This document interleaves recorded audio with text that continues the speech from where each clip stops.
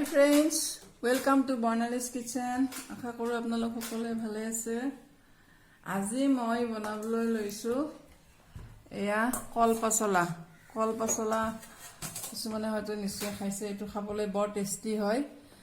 এইটো মই এডাল কলগছ মানে আঠিয়া কলৰ কলগছ এডাল কাটি কেনে ভালকৈ একদম ভিতৰৰখিনি একদম চাফা কৰি লৈছো।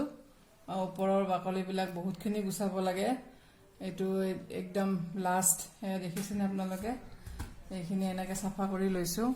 এতিয়া মই ইয়াক এনেকৈ মিহি মিহিকৈ ধুনীয়াকৈ ইয়াতে এইখিনি কাটিম, এনেকৈ কাটি কেনে লাষ্টত আৰু এইখিনি কটা হ'লে মই এনেকৈ কাটি ল'ম। কাটি লৈ কিনে মোহাৰি ল'ম অলপ তেল দি কেনে। তো আপোনালোকে চাই থাকক, বনাই আছোঁ মই। ইয়াৰ কাৰণে মোক লাগিব বিশেষ একো নালাগে, অলপ কেইটামান মানে মিঠাতেলত ফুটাই দিয়াৰ কাৰণে কেইটামান লাগিব বেহৰ, আৰু লাগিব জলকীয়া, পিঁয়াজ আৰু অলপ নহৰু। এইকেইটা বস্তুৱে আৰু নিমখ হালধি বাছ। তো আপোনালোকে চাই থাকক, মই দেখাই আছোঁ আজি কলপচলাৰ ৰেচিপি। এয়া দেখিছেনে আপোনালোকে, এয়া মোৰ কটা হৈ গৈছে, কাটি লৈছোঁ। এতিয়া মই এইখিনি এনেকৈ মোহাৰি ল'ম। ইয়াত মই অলপ মিঠাতেল দিম, অলপ মিঠাতেল দি কেনে মোহাৰি ল'ম। এইখিনি ভালকৈ মোহাৰি ল'ব লাগিব একদম। মোহাৰি ল'ম এতিয়া ধুনীয়াকৈ। অলপ দিব লাগে মিঠাতেল, বেছি দিব নালাগে। ধুনীয়াকৈ মোহাৰি ল'ম মই।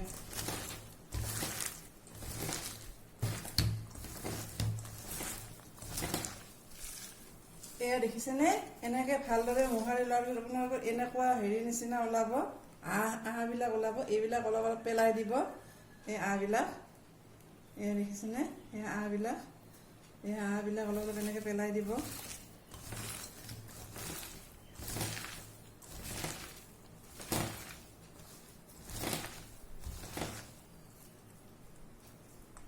এয়া অলপ অলপ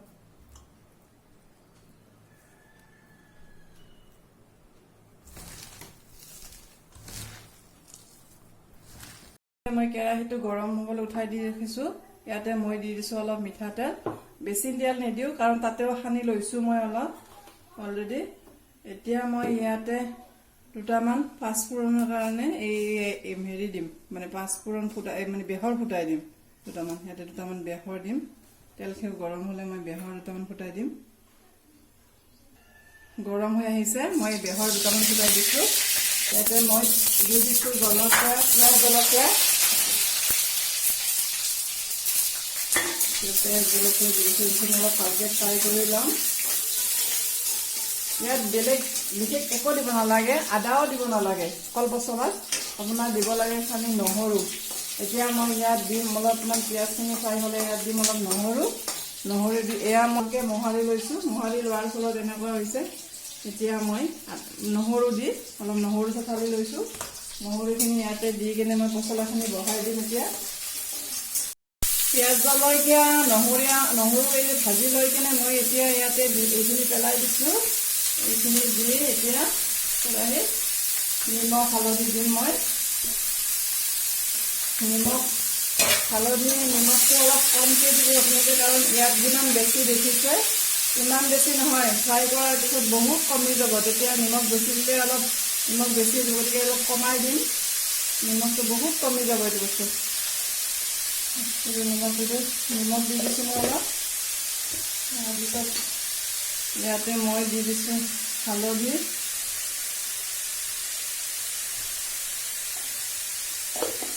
এতিয়া ভালদৰে ফ্ৰাই কৰি ইয়াত দিলে আপুনি অলপমান জিৰাৰ গুড়া সামান্য দিব পাৰে আৰু দিলে এনেকৈ। এইটো মই এতিয়া ভালদৰে ফ্ৰাই কৰি ল'ম। এইটো মই অলপমান এতিয়া গেছটো একদম ধিমাই থৈ দিছোঁ। একদম চিমত দি কেনে মই এতিয়া এইটো ঢাকি থৈ দিম, আৰু মাজে মাজে এইটো লাৰি থাকিম। এয়া দেখিছেনে, এয়া ফ্ৰাই কৰি আছোঁ, এনেকুৱা হৈ গৈছে। আৰু অলপ সিদ্ধ হ'ব লাগিব। এতিয়া মই এনেকৈ মাজে মাজে লাৰি আছোঁ, অলপ লাৰি থাকিলে। গেছটো ধিমাই থৈ দিছোঁ, গেছটো বঢ়াব নালাগে। এইটো এতিয়া মই এনেকৈ ঢাকি থৈ দিম। এইটো এনেকৈ মাজে মাজে আৰু লাৰি থাকিব লাগিব। এইটো অলপ আৰু লৰাই থাকিব লাগিব। এতিয়া ভালেখিনি সিদ্ধ হৈ গৈছে আৰু অলপ সিদ্ধ হ'ব লাগিব।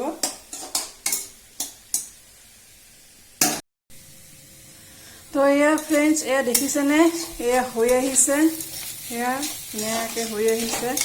এইখিনি পৰ্যায়লৈকে ফ্ৰাই কৰিব লাগে।